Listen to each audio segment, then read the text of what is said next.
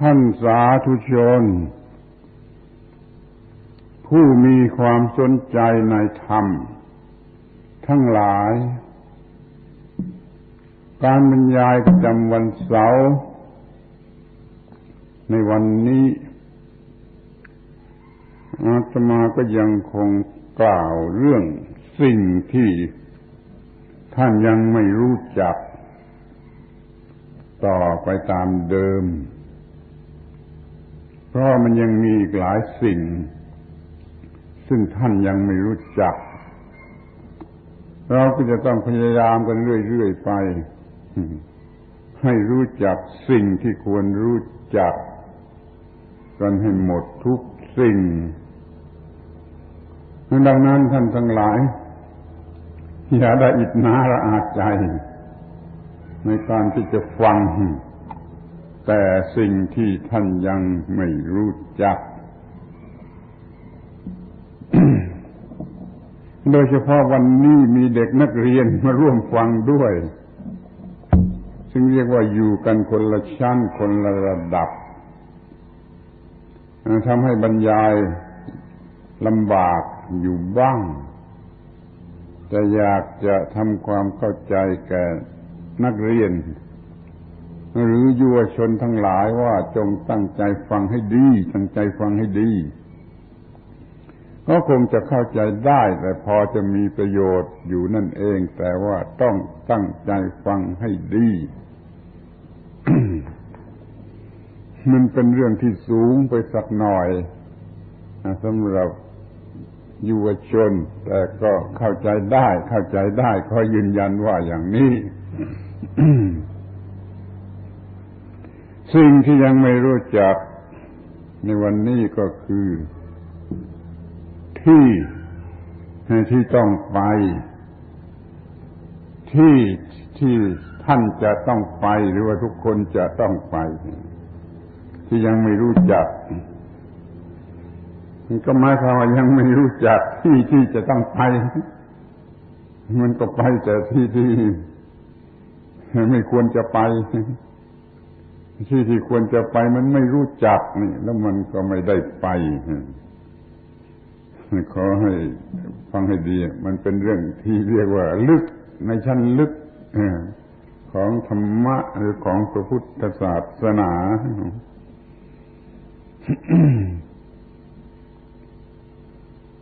มันเป็นเรื่องไปถึงนิพพานแต่ว่านิพพานก็ยังไม่รู้จักมันต้องพูดกันในฐานะเป็นสิ่งที่รู้จักนิพพานเดี๋ยวนี้มันยังไม่รู้จักแล้วมันก็ปล่อยไปตามบุญตามกรรมตามเรื่องของคนไม่รู้จักมันก็ไปมากันแต่ระหว่างมดลูกกับโลง ออกมาจากมดลูกของแม่ก็ไปก็เข้าสู่โลงผีโลงนั่นแหละออกจากโลงผีก็ไปเข้ามดลูกใหม่แล้วออกจากมดลูกก็ไปสู่โลงอีกแล้วมันมีแต่มดลูกกับโลงเท่านั้นถ้ามันไม่รู้จักที่ไปถ้ามันรู้จักที่ไปมันก็ไปได้ดีกว่านี้ไปสู่ที่ควรไปที่มันจะหมดปัญหาถ้ามันมีแต่เรื่องมดลูกกับโลงมันก็อยู่ที่นี่ไม่ไปไหนซ้ำๆซากๆวนเวียนอยู่แต่ระหว่างมดลูกกับโลงสองแห่งเท่านั้นเอาล่ะแต่ว่าในระหว่างนั้นระหว่างที่ออกจากมดลูกกว่าจะไปถึงโลงมันก็ยังมีเรื่องเล็กๆน้อยๆไปมาเหมือนกันนั่นเป็นเรื่องเล็กน้อยในระหว่างที่ยังไม่เข้าโลงมันก็มีไปโรงเรียนบ้างถ้ายังเป็นเด็กก็ไปโรงเรียนบ้างไปทำงานแล้วจะมีงานทำที่ไหนไปทำไร่ไปทำนาไปวัดไปว่าไปบวชไปเรียนกระทั่งไปบ้านสามีไปบ้านภรรยามันก็ไปเท่านั้นแหละไปบ้านผัวไปบ้านเมียก็มีเท่านั้นแหละ แล้วมันก็อยู่ในระหว่างมดลูกกับโลงแล้วมันก็อยู่ระหว่างมดลูกกับโลงนี่มันรู้จักแต่เพียงเท่านี้ที่นี่ถ้าพูดกันให้สูงขึ้นไปถึงเรื่องทางจิตใจในเรื่องทางจิตใจเขาเรียกว่าไปในทางจิตใจมันก็เรียกว่าเป็นนั่นเป็นนี่มีความเป็นอย่างนั้นมีความเป็นอย่างนี้แล้วมันก็ไปสู่ความเป็นอย่างนั้นแล้วก็ไปสู่ความเป็นอย่างโน้นแล้วมันก็ไปสู่ความเป็นอย่างโน้นเปลี่ยนเรื่อยไปนี่อย่างนี้ก็เรียกว่าไปเหมือนกันนะเปลี่ยนไปตามความเป็นภวะภพบาลีว่าภวะไทยว่าภพแปลว่าความเป็นอย่างนั้นความเป็นอย่างนี้ ถ้าอย่างนี้มันก็พูดได้อีกแล้วว่ามันก็เป็นมนุษย์นี่ก็เป็นมนุษย์เป็นคนเป็นมนุษย์โดยทั่วไปก็เป็นคนเป็นมนุษย์เป็นคนก็มีแต่ว่ามดลูกกับโลงระหว่างมดลูกกับโลง แต่เมื่อกล่าวทางจิตมันก็มีแบ่งออกได้เป็นสองประเภทนะคือว่าเลวกว่ามนุษย์ก็ดีกว่ามนุษย์ถ้าเป็นไปอย่างเลวกว่ามนุษย์มันก็เรียกว่าอบายอปายะเรียกว่าอบายมันเลวกว่ามนุษย์คือไปเป็นสัตว์นรกก็มีไปเป็นสัตว์เดรัจฉานก็มีไปเป็นเปรตก็มีไปเป็นอสุรกายก็มีเด็กๆช่วยฟังให้ดีว่าไปเป็นอย่างไรเขาพูดกันว่าตายแล้วก็ไปเกิดเป็นอย่างนั้นแต่เราจะบอกให้รู้ว่าไม่ต้องตายแล้วที่นี่ถ้าทำผิดมีแต่ความร้อนใจเหมือนไฟไหม้อยู่ในหัวอกอย่างนี้ก็เรียกว่ามันเป็นสัตว์เดรัจฉานแล้วในร่างกายคนเนี่ยมันเป็นสัตว์นรกแล้วคือในหัวใจมันร้อนไปด้วยความทุกข์ความร้อนเป็นสัตว์นรกที่ถ้ามันโง่หรือว่าที่จะโง่จนไม่รู้จะโง่อย่างไรอย่างนี้มันก็ได้เกิดเป็นสัตว์เดรัจฉานคือมีความโง่ไม่รู้เรื่องทุกข์เรื่องดับทุกข์ไม่รู้เรื่องอะไรเลยก็เป็นสัตว์เดรัจฉานแล้วในร่างกายนี่ในร่างกายเหมือนคนนี่แหละก็เป็นสัตว์เดรัจฉานที่ถ้ามันหิวด้วยความโง่หิวด้วยกิเลสตัณหาหิวไม่ใช่หิวของกินโดยมันหิวทางเพศทางกามารมณ์ทางเพศหิวอย่างไม่มีที่สิ้นสุดอย่างนี้มันก็ได้เป็นเปรตแล้วเป็นเปรตแล้วว่าผู้หิว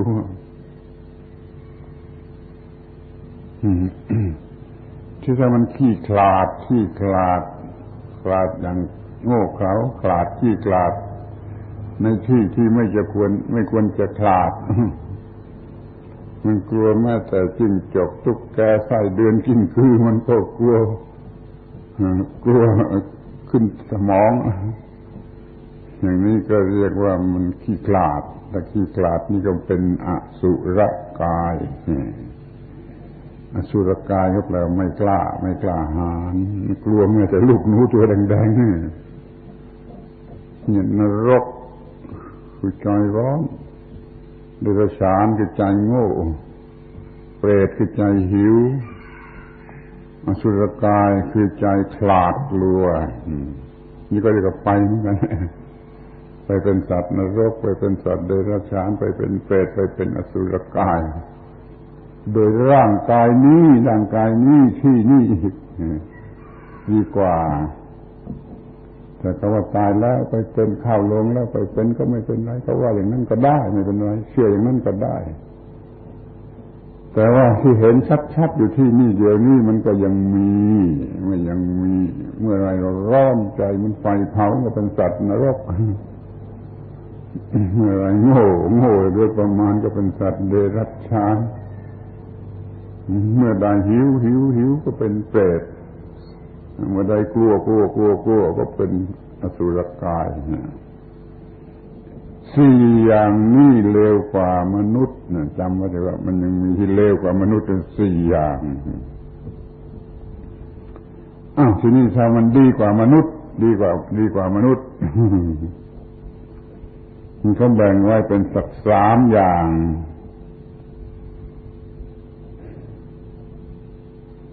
เป็นเทวดาเป็นมารเป็นพรหมสเทวกังโลกังสมารกังสพรหมกังนี่เป็นเทวดาทั่วไปนี่แล้วก็เป็นมารแล้วก็เป็นพรหมนี่อย่างนี้สามชุดสามพวกนี้ดีกว่ามนุษย์เป็นเทวดานี่ก็มันก็ถึงพร้อมไปด้วยสิ่งน่ารักน่าพอใจที่เรียกว่าเรื่องทางกามารมณ์นั่นแหละเรียกว่าเป็นเทวดาในสวรรค์สมบูรณ์ไปด้วยกามารมณ์เรียกว่าเมืองเทวดานี่เรียกว่าชั้นเทวดาทั่วไปส่วนชั้นมารมาระหรือมารนั่นมันยอดเทวดามีอะไรเหมือนเทวดาแต่ว่าเป็นชั้นสูงสุดของเทวดาเรียกว่าชั้นมารนี่มันเข้าใจมันไม่ตรงกับที่เราเคยเข้าใจใช่ไหมถ้าว่ามารหรือยักษ์มารนี่เลวกว่าคนไปซะอีกนี่ถ้าคำว่ามารที่ในธรรมะในทางธรรมะนะมันสูงกว่าเทวดาไปซะอีกคือมันเป็นยอดของเทวดายอดของเทวดาชั้นยอดนั่นเรียกว่ามารนั่นคนจึงโง่จึงแพ้แก่มารเพราะมารมันสวยสดงดงามสนุกสนานยิ่งกว่าเทวดาไปเสียอีกสวรรค์6ชั้นชั้น5ชั้น6นี่เป็นชั้นที่มารชั้นที่พวกมารก็อยู่กันชั้นปรนิมมิตวสวัตตีชั้นที่6นั่นน่ะชั้นมารชั้นนั้นคือเป็นชั้นของมารที่มารบกวนพระพุทธเจ้าในวันที่จะตรัสรู้ก็ไปจากชั้นนี้ก็ขี่ช้างขี่เมฆมาจากปรนิมมิตวสวัตตีเอาไปผจญพระพุทธเจ้าเนี่ยมารคือยอดของเทวดาที่ว่ายอดของเทวดานี่มีความหมายแปลกไปนิดหน่อยชั้นเทวดาธรรมดาเทวดาสามัญธรรมดานั้นยังต้องทำเองความสุขสนุกสนานยังต้องทำเองแต่ถ้าท่านเป็นปรนิมมิตวสวัตตียอดของเทวดาคือชั้นมารแล้วมีคนอื่นช่วยทำให้เทวดาที่มีคนอื่นช่วยทำให้มีความสุขอย่างเทวดาอีกทีสวรรค์ชั้นมาร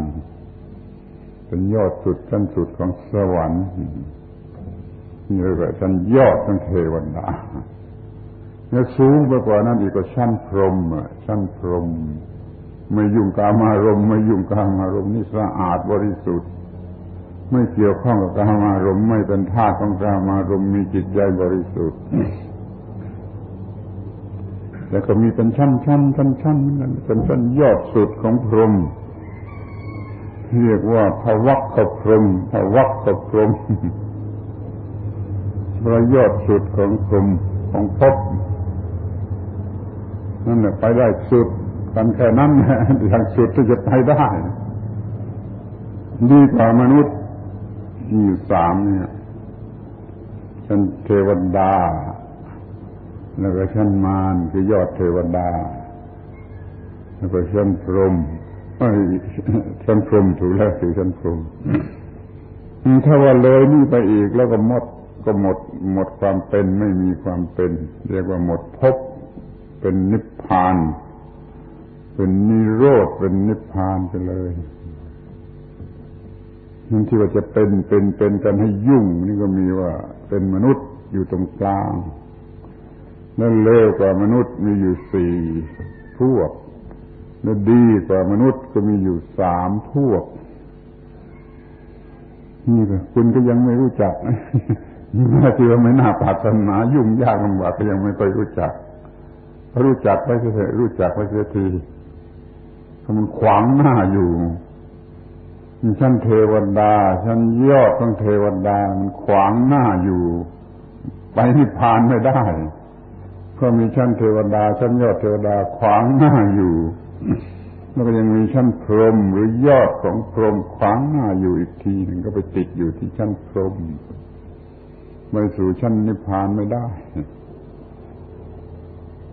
แต่ว่าชั้นนิพพานนั้นอย่าเอามานับมันไม่ใช่ภพไม่ใช่ภาวะมันไม่ใช่ภพมันสิ้นภพหมดภพที่สุดแห่งภพที่มันเป็นภพคือเป็นนั่นเป็นนี่เป็นนั่นอยู่เรียกว่าภพนึงก็มีอย่างนี้เป็นเทวะเป็นมนุษย์อยู่ตรงกลางดีกว่าเร็วกว่ามนุษย์อีก4 พวกดีกว่ามนุษย์อีก3 พวกเป็น8 พวกนี่ไปมากันอยู่ระหว่างนี้แต่ไม่ใช่ที่สุดที่ดีที่สุดที่สูงที่สุดที่ดับทุกข์มันยังเวียนว่ายอยู่นั่นแหละ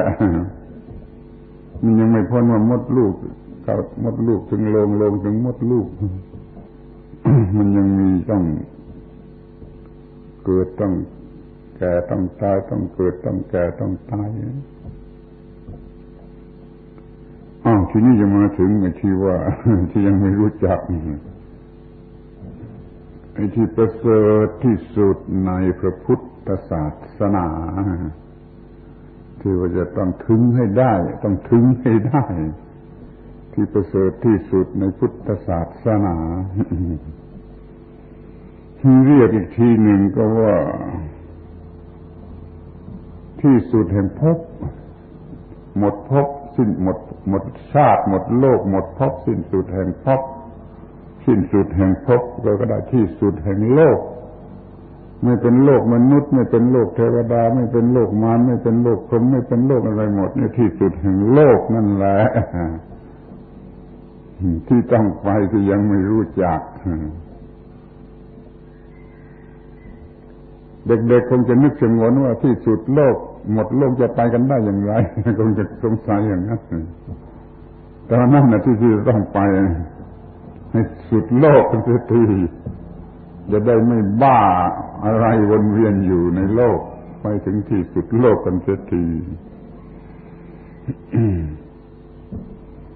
มันพ้นเรื่องอัตตาแล้วทีนี้มันจะไปสู่เรื่องอนัตตาไม่มีตัวตนไปที่นู่นจะเรียกว่าที่สุดโลกมันก็ได้หรือจะเรียกว่าที่สุดแห่งตัวตนก็ได้ที่สุดแห่งตัวเราไม่มีตัวเราก็ได้จุดสูงสุดประเสริฐที่สุดในชั้นนิพพานนั่นก็คือที่สุดของโลกไม่เป็นโลกอะไรที่สุดของภพไม่เป็นภพอะไรอย่างที่ว่ามาแล้วนี่ก็ที่สุดแห่งตัวกูไม่มีเกิดตัวกูไม่มีเกิดตัวกูอีกต่อไปไม่มีตัวตนไม่มีตัวเรานั่นแหละที่สุดที่ยังไม่รู้จักเสียเลยที่จะต้องไปให้ถึงแต่ไม่รู้จักเสียเลยพูดให้มันจำไม่ลืมสะดุดมันจะไม่รู้ที่ไม่มีตัวเราที่ไม่มีตัวเราเด็กๆคงจะไม่เข้าใจใช่ไหมที่ไม่มีตัวเราจะไปอยู่กันได้อย่างไรจะไปทำไมต้องรู้ว่าที่ไม่มีตัวเราพระพุทธเจ้าท่านสอนว่าที่ตรงนั้นสูงสุดเป็นนิพพานถ้ายังมีตัวเรานะมันยังด่าแม่ด่าพ่อชกต่อยตีกันฟันแทงกันอยู่ยังมีตัวเราขีดเงาหัวก็ยังเกิดใครมาเหยียบหัวก็ชกเลยนี่มันมีตัวเราถ้ามันยังมีตัวเราอยู่มันเป็นอย่างนั้นถ้ามันไม่มีตัวเรามันไม่มีความโกรธความรักอะไรกับใครไม่ทะเลาะกับใคร ไม่ต้องชกต่อยกับใครที่มันไม่มีตัวเรามันไม่มีตัวเราขอให้เธอระวังให้ดีจะได้เข้าใจว่าถ้ามีตัวเราแล้วก็มันก็ต้องมีปัญหามันต้องมีตัวมึงกับตัวกูแหละตัวเรานี่กับตัวเรานั่นคือตัวมึงกับตัวกูถ้ามีตัวมึงกับตัวกูมันก็ต้องได้กัดกันใช่ไหมมันต้องได้กัดกันนะถ้ามีตัวมึงกับตัวกูถ้าว่าในโลกนี้เราไม่มีความรู้สึกว่าตัวมึงกับตัวกูตัวมึงกับตัวกูไม่มีแล้วใครจะทะเลาะกับใครได้ล่ะใครจะทะเลาะกับใครได้มันก็ไม่มีการทะเลาะวิวาทแต่ถ้ามันมีตัวเราเช่นที่จะเป็นตัวมึงกับตัวกูมึงก็เรากูก็เราตัวเป็นตัวกูกันทั้งนั้นมันต้องทะเลาะวิวาทกันถ้าเธอมีจิตใจอย่าเป็นตัวมึงอย่าเป็นตัวกูมีแต่จิตใจที่บริสุทธิ์ไม่ต้องเป็นตัวมึงไม่ต้องเป็นตัวกูเธอจะทะเลาะกับใครนี่มันก็ไม่ต้องมีทะเลาะวิวาทกับใครแล้วก็ต้องไม่เป็นอย่างที่ว่าคือไม่ร้อนใจกับไม่ร้อนใจถ้าอยากมีตัวเราเป็นมึงเป็นกูแล้วไม่ร้อนใจไม่เป็นสัตว์นรกแล้วก็ไม่เป็นเดรัจฉานคือไม่โง่ไม่เป็นเปรตไม่หิวไม่เป็นอสุรกายคือไม่กลัวนั่นเพราะมันไม่มีตัวกู้มันไม่มีตัวกู้นี่มันเป็นอย่างนี้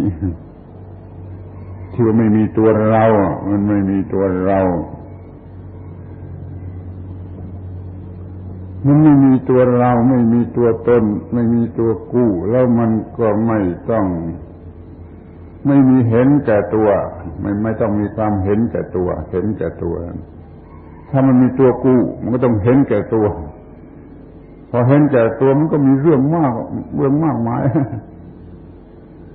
มันเห็นแก่ตัวถ้าจำไว้คำเดียวนี่เป็นปัญหาทั้งโลกเป็นปัญหาทั้ง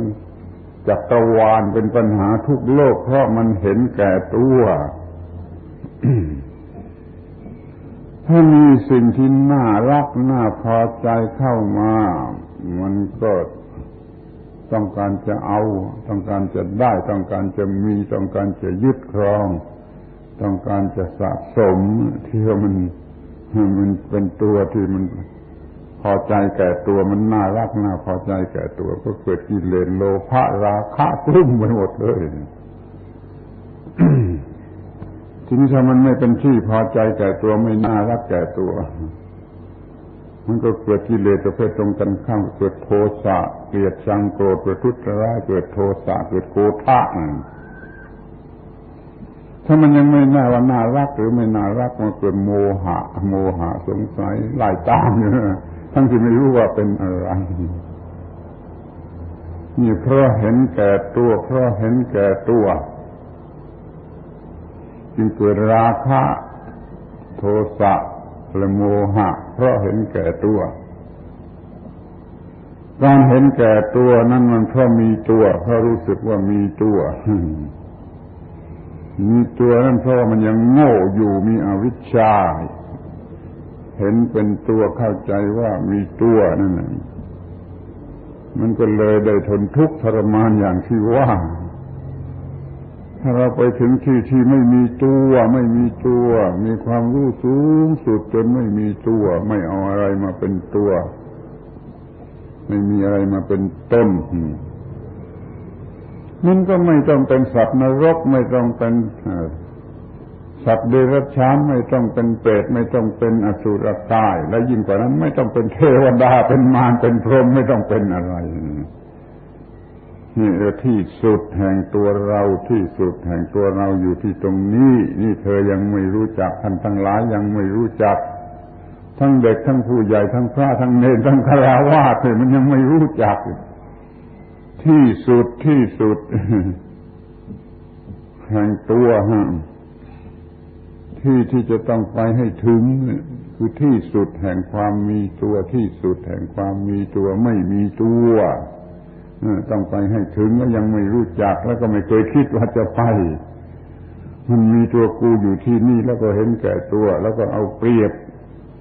ผู้อื่นเกลียดชังผู้อื่นอิจฉาริษยาผู้อื่นอยู่ในวัดแท้ๆแล้วมันยังขี้เกียจเกลียดชังอิจฉาริษยาผู้อื่นมันยังงกเงินยิ่งกว่าคนที่อยู่ที่บ้านก็มีก็คิดดูมันอยู่ในวัดแท้ๆมันยังงกเงินเห็นแก่ค่าจ้างเห็นแก่เงินยิ่งกว่าคนอยู่ที่บ้านก็มี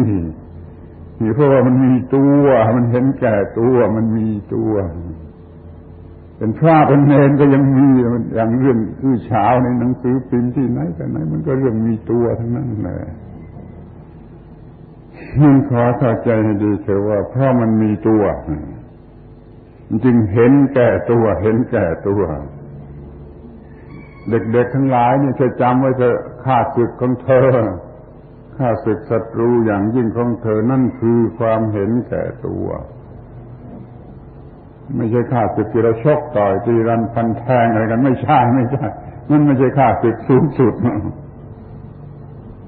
ข้าศึกสูงสุดที่จะทำอันตรายแก่เราที่สุดก็คือความเห็นแก่ตัวความเห็นแก่ตัวเอาคอยฟังให้ดีนะฉันจะว่าเรื่องความเห็นแก่ตัวเมื่อเห็นแก่ตัวมันก็ไม่เห็นแก่ผู้อื่นมันก็ไม่เห็นแก่ผู้อื่นมันเห็นแก่ตัวเห็นแต่ประโยชน์ของตัวมันไม่เห็นแก่ความถูกต้องอย่างนี้ถูกต้องอย่างนี้ถูกต้องมันก็ไม่เอามันจะเอาแต่ตัวจะเอาแต่เรื่องของตัวเอาแต่ประโยชน์ของตัวเมื่อมันเห็นแก่ตัวมันก็ไม่เห็นแก่ความถูกต้องความดีความจริงความงามความยุติธรรมไม่เอานั่นแหละแล้วมันก็ไม่เห็นแก่ผู้อื่นมันก็ไม่รักผู้อื่นไม่เมตตาปราณีใครไม่ช่วยเหลือใครนี่เป็นเรื่องกิเลสเป็นเรื่องกิเลสตัณหาไปหมดมันก็สนใจแต่เรื่องกิเลสตัณหาเรื่องอารมณ์ของกิเลสตัณหามันจะเอาแต่เรื่องได้กิเลสได้กามคุณได้ปัจจัยแห่งกามคุณได้เงินมาซื้อหาปัจจัยแห่งกามคุณมันเห็นแต่เท่านั้นมันเห็นแก่ตัวคนเห็นแก่ตัวมันขี้เกียจทำงานมันไม่ทำให้คนอื่นทำแล้วมันก็ปล่อยได้หรือที่มันควรทำด้วยกันมันก็ไม่ทำไอ้คนเห็นแก่ตัวมันก็ไม่ทำหน้าที่แท้ๆของมันยังไม่ทำนี่จะเอาอย่างไงล่ะนี่เรื่องมันขี้เกียจแล้วมันก็เอาเปรียบแล้วนอกกว่านั้นมันก็อิจฉาริษยาผู้อื่นผู้เห็นแก่ตัวมันจะอิจฉาริษยาผู้อื่นแล้วเธอดูอิจฉาริษยากันแล้วเป็นอย่างไรอิจฉาริษยากันแล้วมันก็วินาศทั้งคู่นะมันต้องวินาศกันทั้งคู่มันก็เลยเป็นอันธพาลเป็นอันธพาลทำผู้อื่นให้เดือดร้อนทำผู้อื่นให้เดือดร้อนเพื่อประโยชน์ของตัวนี่มันก็เป็นอันธพาลเป็นอันธพาลเพราะความเห็นแก่ตัวเห็นแก่ตัวมันก็เป็นอันธพาลถ้ามันเห็นแก่ตัวมากข้าวมันก็หลงทางมันบ้าที่มันจะเป็นบ้ามันเห็นแก่ตัวเกินปกติมากเกินไปมันก็จะหลงทางมันก็จะเป็นบ้าจนไม่รู้ว่าอะไรไปทางไหนไม่รู้ทั้งนั้นอะไรดีอะไรชั่วไม่รู้ทั้งนั้นมันเป็นบ้ามันก็จะเลอะเปิงไปเป็นคนบ้าไปเป็นคนบ้าอยู่โรงพยาบาลบ้าคนบ้าในโรงพยาบาลบ้าทุกๆคนมันมาจากความเห็นแก่ตัวมันหลงทางความเห็นแก่ตัวมันหลงทางมันเดินไม่ถูกทางมันได้เป็นบ้าแม้ว่ามันไปอยู่โรงพยาบาลก็เป็นบ้าอยู่ที่บ้านก็ได้มันเห็นแก่ตัวมากข้าวมันก็ว่าฆ่าลูกฆ่าเมียฆ่าพ่อฆ่าแม่ก็ได้คนที่มันหลงแก่ตัวเห็นแก่ตัวหลงทางแล้วมันก็ฆ่าตัวเองตามไปฆ่าลูกฆ่าเมียฆ่าพ่อฆ่าแม่แล้วฆ่าตัวเองตามตายตามไปเนี่ยคนเห็นแก่ตัวมันทำได้ถึงอย่างนี้ทีนี้ที่มันอยู่กันมากๆในโลกนี้มันลำบากเพราะคนเห็นแก่ตัว ถ้าพ่อค้าเห็นแก่ตัวก็ขายของแพงคดโกงตาช่างโกงให้เราลำบากไปหมดถ้าหมอแพทย์เห็นแก่ตัวเขาก็รักษาอย่างที่เรียกว่าเบียดบังจะเอาเงินให้มากเอาไว้ไม่ให้มันหายไม่ให้มันรู้จักหายนี่ถ้าหมอแพทย์เห็นแก่ตัวเดือดร้อนเท่าไหร่ถ้าผู้พิพากษาตุลาการเห็นแก่ตัวเป็นอย่างไรคิดดูมันก็กินสิ้นบนว่าตัดสิ้นความไปในทางที่หาความจริงไม่ได้ถ้าครูบาอาจารย์เห็นแก่ตัวก็สอนลมๆแรงๆไม่มีความหมายอะไรเพียงแต่เท่านี้ก็พอแล้วพ่อค้าเห็นแก่ตัวครูบาอาจารย์เห็นแก่ตัวหมอเห็นแก่ตัวเพื่อนเห็นแก่ตัวมันเป็นอย่างไรถ้ามันเห็นแก่ตัวถ้าเมียเห็นแก่ตัวผัวมันตกนรกทั้งเป็นถ้าผัวเห็นแก่ตัวเมียมันก็ตกนรกทั้งเป็นน่ะนี่ไปคิดดูแล้วมันก็อยู่กันไม่ได้มันต้องหย่ากันนะถ้ามันไม่หย่ากันมันต้องอะไรมันต้องกัดกันพูดหยาบคายหน่อยเลยถ้าต่างฝ่ายต่างเห็นแก่ตัวมันจะต้องหย่ากันถ้ามันยังไม่หย่ากันมันก็ต้องกัดกันแม้จะเป็นผัวเป็นเมียสุดที่รักนี่โทษของความเห็นแก่ตัวนี่วงมันกว้างใหญ่กว่านั้นนู่นวงมันกว้างใหญ่กว่านั้นนายจ้างก็เห็นแก่ตัวลูกจ้างก็เห็นแก่ตัวมันเอาเปรียบกันไม่มีสิ้นสุดหยุดย่อนคนมั่งมีก็เห็นแก่ตัวคนยากจนก็เห็นแก่ตัวมันก็ได้เป็นศัตรูกันไม่มีที่สิ้นสุดคอมมิวนิสต์ก็เห็นแก่ตัวนายทุนก็เห็นแก่ตัวมันก็ต่อสู้กันตลอดเวลาถ้าสมมติว่ามันเห็นแก่ตัวทุกคนในโลกนี้ก็เป็นโลกนรกสมมุติว่านะอย่าว่าใครสมมุติว่า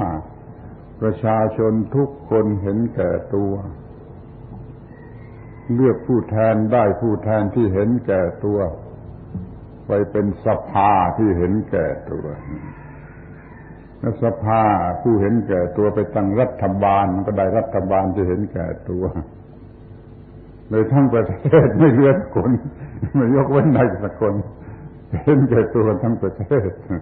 ถ้ามันจะอยู่กันได้อย่างไรลองคิดดูเดี๋ยวนี้มันก็เป็นอย่างนี้จะเป็นกันทั้งโลกเป็นทั้งโลกมันยังมีรบกันเรื่อยไม่มีที่สิ้นสุดคุณไม่รู้นี่ไม่ได้อ่านหนังสือพิมพ์นะไม่ได้รู้เรื่องที่เขาไม่ได้มาพูดมันตามความจริงมันรบมันคิดเบียดเบียนคิดทำลายล้างกันอยู่ทุกวันทั่วกันทั้งโลกเดี๋ยวออกมาให้เห็นกันทีอย่างเวลานี้อิรักจะต้องรบกับอเมริกานะอิรักจะต้องรบกับอเมริกันแล้วมันรบกันอยู่เรื่อยแต่พวกนั้นพวกนี้พวกเขมรพวกจีนพวกนั้นมันรบกันอยู่เรื่อยนี่เพราะความเห็นแก่ตัวเพราะว่ามันอยากจะครองโลกมันจะครองโลกเนี่ยผู้อื่นไม่ยอมก็ต่อสู้ก็ได้รบกันเรื่อยมันแย่งกันครองโลกมันแย่งกันจะครองโลกเนี่ยขอให้เรารู้เถอะว่าเดี๋ยวนี้ไม่มีอะไรที่เลวร้ายที่น่าเกลียดน่ากลัวที่สุดนอกจากความเห็นแก่ตัวมันจะเป็นเลวร้ายอย่างนี้ถ้าเห็นแก่ตัวมันไปนิพพานไม่ได้หรอกเรื่องฝ่ายโลกก็แย่มากแล้วทางฝ่ายนิพพานไม่มีหวังแล้วเพราะมันเต็มไปด้วยกิเลสมันเต็มไปด้วยตัวกูของกูแล้วมันก็เต็มไปด้วยราคะโทสะโมหะแล้วจะไปนิพพานได้อย่างไรเหรอในด้านฝ่ายโลกนี่มันก็อยู่กันอย่างนรกเป็นกองไฟนิพพานก็ไปไม่ได้เพราะมันมีแต่กิเลสก็มันมีแต่เห็นแก่ตัวที่ตรงไหนจะหมดความเห็นแก่ตัวที่ตรงไหนจะหมดตัวที่นั่นวิเศษที่นั่นจะต้องไปถึงที่นั่นไปถึงที่ไม่มีตัวและจะไม่เห็นแก่ตัวแล้วก็จะไม่มีปัญหาใดๆเลยถ้าไม่เห็นแก่ตัว อันนี้มันก็เห็นแก่ตัวแล้วก็ไม่รู้สึกตัวเสียด้วยเห็นแก่ตัวแล้วไม่รู้สึกตัวเสียด้วยก็ทำสิ่งต่างๆที่เบียดเบียนตัวเองจนเป็นบ้าไปไม่ทันรู้ตัวแหละความเห็นแก่ตัวมันหลอกกันอย่างนี้ เดี๋ยวนี้อันธพาลก็มีมากในบ้านในเมือง ที่เรียกว่ามลภาวะ สิ่งที่เป็นอันตรายแก่ชีวิตมันก็มีมากขึ้นมลภาวะจะเรียกกันชื่อฟังยากสำหรับคนไม่เคยเรียนคือว่าสิ่งที่เป็นอันตรายแก่ชีวิตมันก็มีมากขึ้นทำกันมากขึ้นความเน่าความบูดความเหม็นความสกปรกความไม่เป็นระเบียบเรียบร้อยเต็มไปหมดแล้วก็ทำลายธรรมชาติอันสวยงาม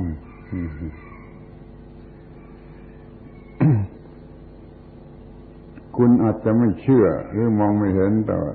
มันเป็นความจริงทีแรกพระเจ้าสร้างโลกมาเต็มไปด้วยต้นไม้เต็มไปด้วยต้นไม้เขียวชอุ่มเต็มไปด้วยต้นไม้เยือกเย็นไปหมดแล้วมนุษย์ก็ทำลายเสียทำเป็นนาทั้งโลกก็ไม่ใช่บ้านเราทั้งโลกที่ประเทศอินเดียยิ่งกว่าที่ไหนหมดประเทศอินเดียกว้างใหญ่ไพศาลเท่าทวีปแต่ก่อนเป็นป่าเป็นดงเดี๋ยวนี้มันทำลายลงเป็นนาเหมือนกันแล้วฝนมันก็ไม่ตกเหมือนกันบ้านเรานี่เมื่อก่อนมันก็เคยเป็นดงแล้วมันถูกทำลงเป็นนามันก็ไม่มีความเย็นที่ผิวโลกฝนมันก็ไม่ตก ที่เขานางเอนอกวัดเนี่ยเขานางเอนอกวัดขึ้นไปสักหน่อยตัวเขานางเอจะมีหน้าผาสักเท่านี้ได้เป็นหน้าหินหน้าผามันมีเส้นขาวๆรอยเคยเป็นน้ำตก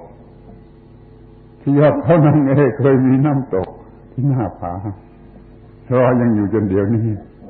สมัยนู้นมันเคยมีน้ำตกที่ยอดเขานางเอมาไปดูสะท้อนเราเสียคือใจหายที่อื่นก็เหมือนกันไม่ว่าที่ไหนก่อนนี้มันชุ่มชื่นไปด้วยน้ำเพราะมันเต็มไปด้วยป่าไม้เต็มไปด้วยดงดิบป่าไม้มันมีชุ่มชื่นแต่มันก็น่าเห็นใจมันจำเป็นเหมือนกันที่มนุษย์มันจะทำนานี่มันก็ต้องทำลายป่าลงเป็นนาทั่วกันทั้งโลกที่ไหนทำเร็วเกินไปทำก่อนทำมากเกินไปที่นั่นก็กลายเป็นทะเลทรายก่อนเป็นทะเลทรายไปก่อนที่ทำตามที่หลังก็เกือบเป็นทะเลทรายมีกำลังจะเป็นทะเลทรายอยู่อีกมากมายเพราะการทำลายป่านี่ไม่เห็นแก่ตัวมันก็จำเป็นต้องเห็นแก่ตัวแต่ที่มันทำลายโดยไม่ควรจะทำลายมันก็มากเหมือนกันทำลายป่าโดยไม่จำเป็นจะต้องทำลายพวกแมวพวกชาวเขาต้องทำลายเรียบประมาณทำลายปลูกฝิ่นทีเดียวขายฝิ่นแล้วทำลายอีกปลูกฝิ่นทีเดียวขายฝิ่นทำลายอีกปลูกฝิ่นทีเดียวขายฝิ่นภูเขาทั้งลูกเป็นหัวโล้นเพราะพวกแมวว่าทำลายฝิ่น อย่างนี้ทำลายโดยไม่จำเป็นแต่ว่าที่ราบทำลายลงเพื่อเป็นนานี่มันก็เรียกว่ามันมีเหตุผลอยู่บ้าง แต่ก็ทำให้โลกนี้เปลี่ยนแปลงโลกนี้ไม่มีความชุ่มชื่นเพียงพอที่จะห่อหุ้มไว้โลกทั้งโลกไว้ให้มีความถูกต้องให้มีความเยือกเย็นให้มีความถูกต้องเราจะมีน้ำมีท่ามีอะไรสมบูรณ์เหมือนแต่ก่อนมันก็หายไปเรียกว่าด้วยความเห็นแก่ตัวทำลายธรรมชาติ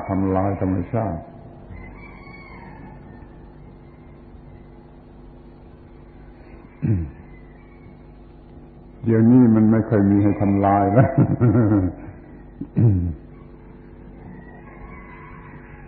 ที่หลังวัดเนี่ยมาแรกมาใหม่ๆมีต้นสะตอต้นถูกโค่นลงนอนอยู่ราบมาไม่รู้เรื่องมาถามนี่ทำไมกันวะนี่ทำไมฮะบอกว่านี่มันโค่นเอาเพื่อเอาสะตอหาบเดียว มาฝักสะตอหาบเดียวต้นทั้งต้นมันนอนตายอย่างนี้ ทั้งหมดทั้งต้นเยอะแยะนั่นมันเห็นแก่ตัวขนาดนั้น มันจะเอาปลาตะแกรงหนึ่งมันก็ใส่ลูกระเบิดลูกหนึ่งตายกันหมดทั้งหนองทั้งคุ้งทั้งวังทั้งนี่มันทำลายกันอย่างนี้ เพราะความเห็นแก่ตัวแล้วก็เกิดกิเลสน่ารักก็เกิดราคะโลภะน่าโกรธน่าเกลียดเกิดโทสะเมื่อจะเกิดราคะโทสะโมหะราคะโทสะโมหะกันอยู่ทุกวันไม่มีความสงบเย็นเป็นนิพพานอย่ามีไฟ3ประการนี้อย่ามีราคะโทสะโมหะชีวิตนี้ก็จะเย็นเพราะไม่มีไฟไม่ต้องมีใครบ้ากามไม่บ้ากามอารมณ์ก็เย็นไม่โทสะทำอันตรายผู้อื่นเป็นอันตรพาลก็เย็นไม่ใช่หลงนั่นหลงนี่มัวเมานั่นนี่มันก็เย็นนี่ไม่มีราคะไม่มีโทสะไม่มีโมหะมันก็นิพพานมีพระพุทธเจ้าตรัสราคะขโยโทสะขโยโมหะขโยนิพพานังสิ้นราคะสิ้นโทสะสิ้นโมหะคือนิพพานนั่นน่ะที่ต้องไปที่นั่นน่ะที่ต้องไปแล้วคุณยังไม่รู้จักแล้วก็ไม่รู้จะไปที่ไหนไม่คิดว่าจะไปไม่คิดว่าจะไปเพราะไม่รู้จักที่ที่ไม่มีตัวเราที่ที่ไม่มีตัวกูที่ที่ไม่มีตัวตนที่นั่นไปเลยที่ไปที่นั่นเพื่อจะไม่มีความทุกข์เลย พูดเป็นอุปมาไม่มีปัจจัยแห่งความทุกข์ที่นั่นไม่มีเหตุไม่มีปัจจัยสำหรับความทุกข์มันจึงไม่มีความทุกข์กิเลสเป็นปัจจัยสำหรับความทุกข์ที่นั่นไม่มีปัจจัยสำหรับกิเลสที่นั่นจึงไม่มีปัจจัยสำหรับความทุกข์ที่นั่นไม่มีความตายเพราะไม่มีตัวตนที่จะตายไม่มีตัวตนไม่มีตัวกูและอะไรมันจะตายมันไม่ต้องออกจากมดลูกเข้าโลงจากโลงเข้ามดลูกจากมดลูกเข้าโลงไม่ต้องมีเพราะมันไม่มีตัวตนเพราะมันไม่ใช่ตัวตนเพราะมันไม่ถูกยึดถือว่าเป็นตัวตนถ้ามันมีการยึดถือว่ามีตัวตนมันก็ต้องอย่างนี้มีตัวกูเกิดในท้องแม่ตายไปเข้าโลงเกิดท้องแม่เข้าโลงเกิดท้องแม่มันก็มีอยู่แต่2 แห่งที่วิ่งไปวิ่งมาจากมดลูกก็เข้าโลงจากโลงเข้ามดลูกจากมดลูกเข้าโลงมันรู้จักแต่เท่านี้นี่มันไม่รู้จักไอ้ที่ดีกว่านี้ที่พ้นทุกข์โดยประการทั้งปวงมันไม่รู้จักเมื่อที่ที่ไม่มีตัวกูที่ที่ไม่มีตัวเราว่างจากตัวตนเรียกว่าสุญญตาว่างจากตัวตนจิตว่างจิตไม่ได้ยึดอะไรว่าเป็นตัวตนมันจิตนั่นก็ว่างจิตไม่ได้ยึดอะไรว่าเป็นของตนจิตนั่นก็ว่างจิตไม่ได้ยึดว่าอะไรเป็นตัวตนเป็นของตนจิตนั่นก็ว่างคือไม่มีตัวตนไม่มีตัวตนไม่มีตัวตนช่วยเข้าใจกันหน่อยเถอะเมื่อไม่มีตัวตนมันก็ไม่เห็นแก่ตนนะมันไม่เห็นแก่ตนมันก็ไม่เกิดกิเลสอย่างที่ว่ามาแล้วก็ไม่เกิดความเลวร้ายอย่างที่ว่ามาแล้วเดี๋ยวนี้มันเห็นแก่ตนถือประโยชน์ของตนเป็นใหญ่ปากว่านับถือพระพุทธเจ้าแต่จิตใจมันนับถือตัวกู้จิตใจมันนับถือตัวกู้ปากมันว่านับถือพระพุทธเจ้ามันนับถือศาสนาประโยชน์เอาประโยชน์เป็นใหญ่แต่ปากมันว่านับถือพุทธศาสนาระวังให้ดีถ้าเป็นอย่างนี้แล้วก็แย่ปากว่านับถือพระพุทธเจ้านับถือพุทธศาสนาแต่ใจมันนับถือประโยชน์มันจึงเห็นแก่ตัวมันคดโกงมันอะไรได้สารพัดอย่างแล้วก็เป็นคนทำผิดคิดร้ายเป็นอันธพาล จะสร้างเรือนคุกสร้างเรือนจำสร้างคุกเท่าไรก็ไม่พอใส่คนพาลทีนี้คุณไม่รู้ทางรัฐบาลก็ประกาศว่าเงินไม่พอจะสร้างคุกตารางต้องหาวิธีอย่างอื่นแล้วก็บอกว่าไม่มีเงินพอที่จะสร้างโรงพยาบาลบ้าคนบ้ามากนะจนไม่มีเงินจะสร้างโรงพยาบาลบ้าต้องทำอย่างอื่นไม่มีเงินที่จะมาเพิ่ม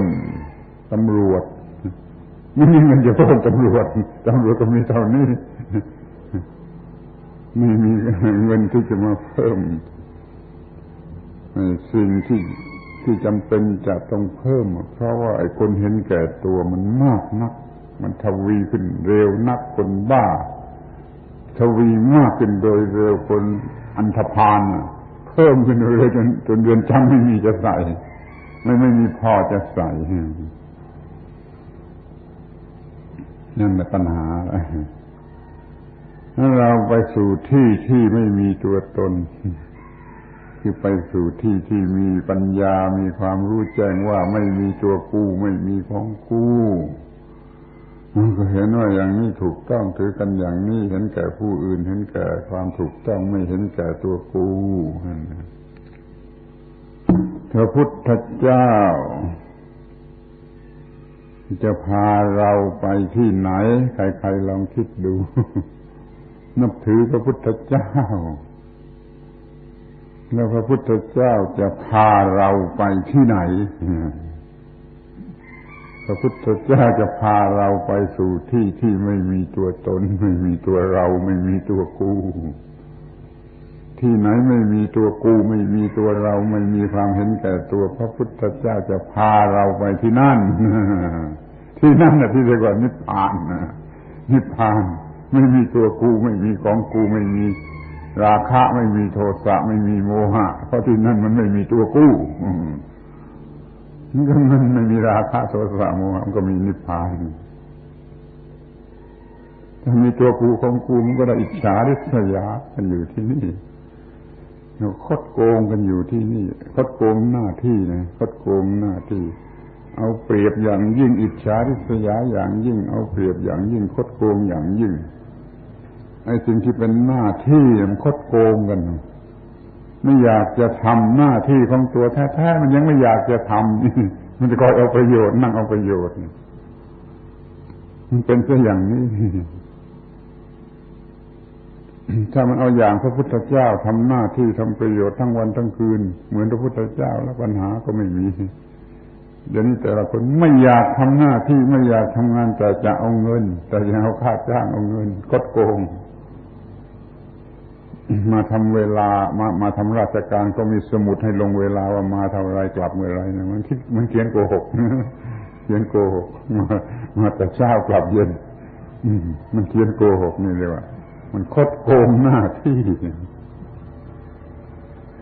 พระพุทธเจ้าหมดตัวตนพระอรหันต์หมดตัวตนไม่เห็นแก่ตนท่านก็เลยทำงานสนุกไม่คดโกงหน้าที่พระพุทธเจ้าทำงานครบวงจรวันคืนขอพูดให้คนรำคาญว่าพระพุทธเจ้าทำงานครบวงจรวันคืนพูดแล้วพูดอีกพูดแล้วพูดอีกช่วยฟังสักหน่อยที่ยังไม่เคยฟังจะรู้เรื่องที่เคยฟังแล้วก็จะได้ฟังอีกให้มันมั่นคงกันไปว่าพระพุทธเจ้าทำงานไม่คดโกงหน้าที่ครบวันคืนวงจรวันคืนมีบทบาลีว่าพัพพาพัพเพวิโลกันนังก่อนหัวรุ่งก่อนรุ่งท่านเล็งยานทรองไปทั่วโลกทั่วบ้านทั่วเมืองวันนี้ถ้ารุ่งสว่างแล้วจะไปที่ไหนเดี๋ยวนี้ยังไม่สว่างนี่แต่ว่าเล็งยานส่องไปทั่วบ้านทั่วเมืองว่าวันนี้ถ้าสว่างขึ้นแล้วจะไปที่ไหนถ้าท่านได้ผ่านไปที่นั่นที่นี่มีนั่นมีนี่มีคนนั่นมีคนนี้รู้อยู่นี่ก็ตัดสินใจก่อนสว่างนะว่าสว่างขึ้นแล้วนี่จะไปที่ไหนมันตัดสินใจไม่เสร็จเลย พอสว่างขึ้นก็ไปที่นั่นแหละไปที่บ้านนั่นที่คนนั่นที่เรื่องนั่นไปบิณฑบาตนั่นแหละแต่ว่าไปเพื่อจะโปรดไอ้คนที่มันเลวร้ายนะหรือที่มันจะเลวมันจะหลุดพ้นได้ไปบิณฑบาตที่นั่นจนได้คุยได้พูดจาได้ฉันที่นั่นเลยฉันข้าวฉันอาหารที่นั่นคุยกันที่นั่นเลยน่าจะจนเที่ยงจนสายก็ได้นี่พระพุทธเจ้าท่านยอมทั้งนั้นพอเที่ยงมันธรรมดาแล้วมันจะหยุดพักสักนิดมันก็เที่ยงพอบ่ายพอตอนบ่ายกลับมาที่วัดอ้าวคนมารออยู่แล้วประชาชนมาหาที่วัดเวลาบ่ายกระทั่งเวลาเย็นประชาชนทั้งหลายไปหาพระพุทธเจ้าที่วัดไปเวลาบ่ายไปเวลาเย็นตอนบ่ายตอนเย็นพระพุทธเจ้าก็ไม่ว่างต้องพูดกับคนที่ไปหาที่วัดสอนพอพลบค่ำนั้นปโทเสภิกขุโอวาทังพลบค่ำก็สอนภิกษุที่อยู่ที่วัดภิกษุสามเณรที่อยู่ที่วัดท่านก็ต้องสอนเวลาพลบค่ำสอนกันไปเดี๋ยวก็จะเที่ยงคืนอัฏฐรัตเตเทวปัญหนังเที่ยงคืนสอนเทวดาแก้ปัญหาเทวดาพระราชามหากษัตริย์ก็ได้เทวดาจากบนสวรรค์ก็ได้เรียกว่าเทวดามาเฝ้าพระพุทธเจ้าเวลาเที่ยงคืนนั้นในบาลีเต็มไปหมดเลยเที่ยงคืนต้องจึงจะลงมือสอนกันนะมันก็เลยเที่ยงคืนดึกดื่นเลยเที่ยงคืนกว่าเขาจะกลับก็เกือบค่อนรุ่งไปนี่ก็พักผ่อนนิดหน่อยแล้วก็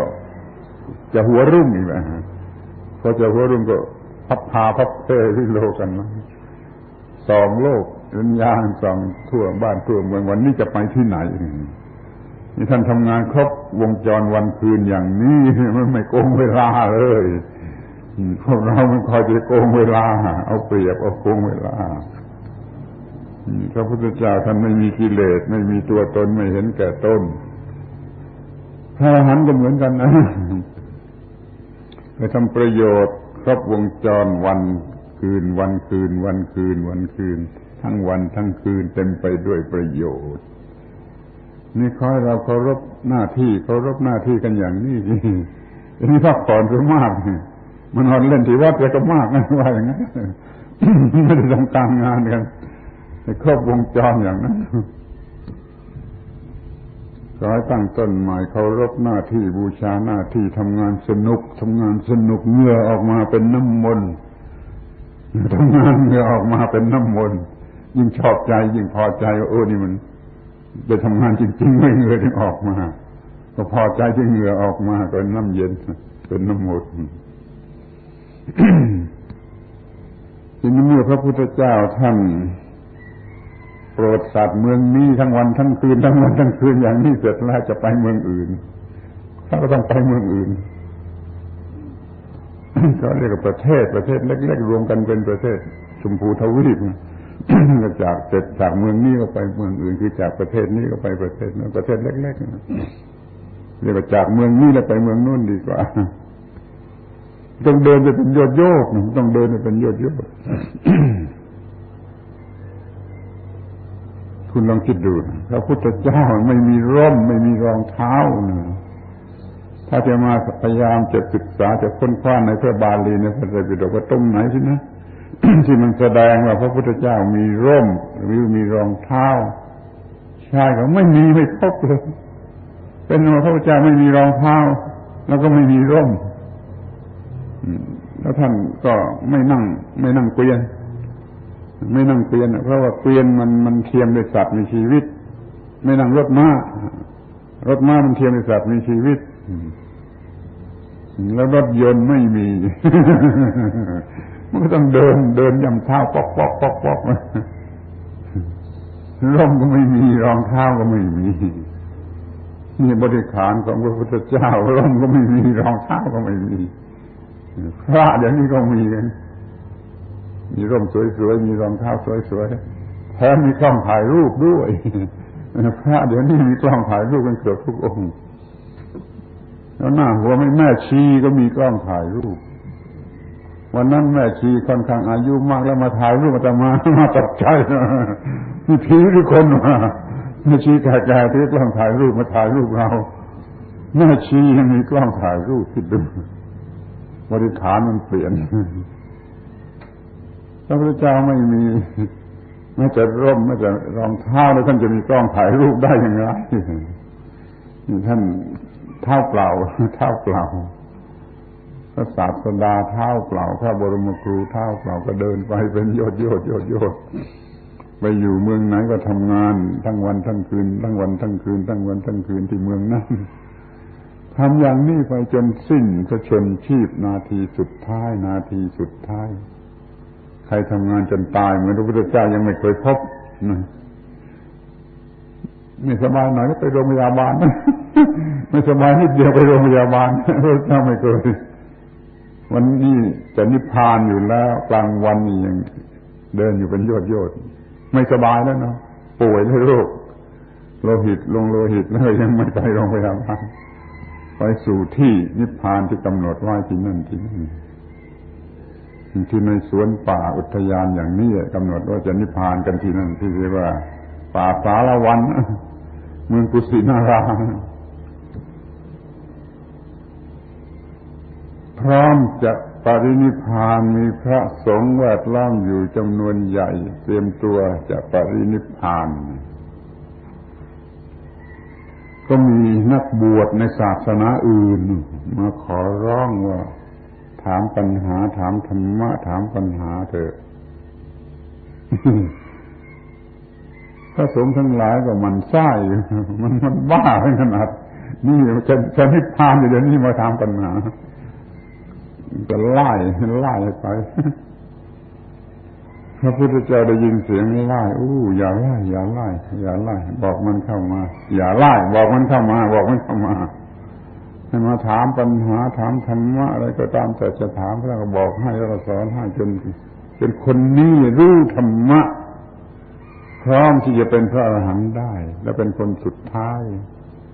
จะเป็นสาวกพระอรหันต์คนสุดท้ายของพระพุทธเจ้าคือคนที่ท่านโปรดให้มากำลังจะปรินิพพานสอนคนนี้เสร็จแล้วต่อมาไม่กี่นาทีท่านก็นิพพานนี่เราทำงานจนตายกันขนาดนี้มีไหมไปนอนโรงพยาบาลซะตั้งนานอะไรนิดก็ไปโรงพยาบาลอะไรนิดก็ไปโรงพยาบาลแต่พระพุทธเจ้าทำงานจนนาทีสุดท้ายแล้วก็นิพพานต่อจากนั้นก็นิพพานเข้าสมาบัติเข้าสมาธิเตรียมใจดีที่สุดเข้าไปชั้นสูงแล้วกลับมาชั้นต่ำเข้าไปชั้นสูงแล้วกลับมาชั้นต่ำแล้วก็มาหยุดตรงกลางพอจิตใจได้ที่ก็นิพพานเหมือนกับเราปิดสวิตช์ไฟไม่มีเรื่องราวนะการนิพพานของพระพุทธเจ้าเหมือนเราปิดสวิตช์ไฟฟ้าเมื่อยังไม่ดับก็อยู่ในฌานอยู่ในสมาธิเปลี่ยนเป็นสูงแล้วลงมาต่ำสูงลงมาต่ำสูงลงมาต่ำก็พอเหมาะก็หยุดอยู่ตรงกลางแล้วก็ปิดสวิตช์แล้วก็นิพพานมันก็ปิดสวิตช์พระพุทธเจ้าทำอย่างทำงานจนนาทีสุดท้ายทำงานจนนาทีสุดท้ายดูใครทำอย่างนั้นบ้างขอจำไว้เถอะเพราะท่านไม่เห็นแก่ตัวถ้าเห็นแก่ตัวจะทำอย่างนั้นเห็นแก่ตัวก็ไปหาความสุขสบายอย่างอื่นอย่างอื่นทีนี้ท่านไม่มีความเห็นแก่ตัวเพราะท่านหมดตัวแล้วท่านต้องการจะพาเราไปที่นั่นแต่คนโง่มันไม่ไปมันไม่สมัครไปมันไม่รู้จักท่านต้องการจะพาเราไปที่นั่นที่หมดตัวกูหมดของกูท่านต้องการจะพาเราไปที่นั่นแต่เราก็ไม่ไปเราก็ยังหลงอะไรอยู่ที่จะเป็นเหยื่อของกิเลสนี่เรามาพูดว่าที่ต้องไปแต่เรายังไม่รู้จักที่เราจะต้องไปแต่เรายังไม่รู้จักคือที่ไปถึงแล้วหมดตัวเราหมดตัวกูที่นั่นแหละเราจะต้องไปแต่เราไม่รู้จักแล้วเราก็ไม่ไป แต่ปัญหาคำพูดมันก็ลำบากมันไม่ต้องไปมันดับตัวกูเสียที่นี่มันดับตัวกูเสียที่นี่นั่นแหละคือไปไม่ต้องเดินต๊อกไม่ต้องขึ้นรถลงเรือทั้งไม่ต้องไปโดยวิธีนั้นดับตัวกูเสียที่นี่มันก็หมดตัวกูที่นี่มันก็ถึงที่นั่นถึงที่นั่นกันที่นี่ตรงนี้พอดับตัวกูเสียที่นี่ไม่มีตัวตนที่นี่ไม่มีตัวเราที่นี่ไม่มีตัวกูแต่เราก็ไม่รู้จักเราไม่รู้จักเราก็ไม่ได้ไปเราก็ไม่ได้ไปที่รวมอยู่ในสิ่งที่ยังไม่รู้จักท่านทั้งหลายยังไม่รู้จักที่ต้องไปที่ต้องถึงแต่ท่านไม่รู้จักแล้วก็ไม่ต้องถึงวันนี้ก็เป็นเรื่องที่ต้องไปถึงแต่ท่านไม่รู้จักจริงหรือไม่จริงมันไม่ซ้ำนะมันไม่ซ้ำนะพูดไม่ซ้ำที่ยังไม่รู้จักแล้วพูดมากี่สิบเรื่องไม่ได้ซ้ำมาสักเรื่องมันไม่รู้จักจริงๆหมดตัวกูหมดยกหูชูหางไม่ยกหูชูหางไม่ดื้อไม่กระด้างไม่อวดดีไม่อิจฉาริษยายินดีที่จะทำหน้าที่ทำสิ่งที่มีประโยชน์มีชีวิตสงบเย็นจิตใจสงบเย็นจิตใจสงบเย็นนี่เป็นเบื้องต้นจิตใจต้องสงบเย็นไม่ร้อนด้วยกิเลสจิตใจสงบเย็นมันจึงจะสนุกในการทำประโยชน์ถ้ามันจิตใจร้อนในการงกเงินงกอะไรกันอยู่อย่างนี้มันร้อนมันไม่เย็นจิตใจที่นี่ทำประโยชน์อะไรไม่ได้มันเป็นลูกจ้างมันไม่ใช่เป็นคนทำบุญทำกุศลจิตใจสงบเย็นจิตใจสงบเย็นแล้วก็จะเป็นประโยชน์แก่ทุกฝ่ายเป็นประโยชน์แก่พระศาสนาเป็นประโยชน์แก่พระศาสนาคนที่มีธรรมะพระศาสนาก็เจริญรุ่งเรืองอยู่โดยการที่ทุกคนมีจิตใจสงบเย็นบำเพ็ญประโยชน์ก็พอใจเป็นสุขพอใจเป็นสุขถูกต้องพอใจถูกต้องพอใจยกมือไหว้ตัวเองได้ตลอดเวลาไม่รู้อะไรก็ตามใจแต่ยกมือไหว้ตัวเองได้ตลอดเวลาว่าถูกต้องพอใจถูกต้องพอใจไม่เอาเปรียบใครมีแต่ประโยชน์นั่นแหละสวรรค์ชั้นแรกอย่างนี้ยังดีกว่าคือมันชื่นใจตัวเองยกมือไหว้ตัวเองได้นั่นคือสวรรค์ขอให้ทุกคนมีสวรรค์เช่นนี้กันอยู่ด้วยกันทุกคนแล้วก็ค่อยเลื่อนไปเป็นพรหมโลกแล้วก็เป็นนิพพานคือไม่มีตัวตนไม่เห็นแก่ตนไม่ยึดถือตัวตนไม่เห็นแก่ตนนั่นแหละตรงนั้นแหละไปเสียให้ถึงเถิดไปให้ถึงก่อนตายก็วิเศษแล้วเป็นว่าพอกันทีจบพอกันทีเรื่องวันนี้วันเสาร์วันนี้จะจำกันไว้เป็นพยานว่าอาตมาได้พูดเรื่องที่ต้องไปถึงแต่ท่านไม่รู้จักที่นั่นจะหมดตัวเราจะหมดตัวกูจะหมดของกูจะหมดความเห็นแก่ตัวในที่นั้นแต่เราก็ไม่รู้จักและเราก็ไม่อยากจะไปขอยุติการบรรยายเปิดโอกาสให้พระคุณเจ้าทั้งหลายสวดบทพระธรรมคณะสาธยายมีข้อความส่งเสริมให้ท่านทั้งหลายเกิดกำลังใจเข้มแข็งกล้าหาญในการที่จะปฏิบัติธรรมะของพระพุทธเจ้าให้ยิ่งขึ้นไปจงได้มีผลอย่างนี้สืบต่อไปในการระบัดนี้เถิด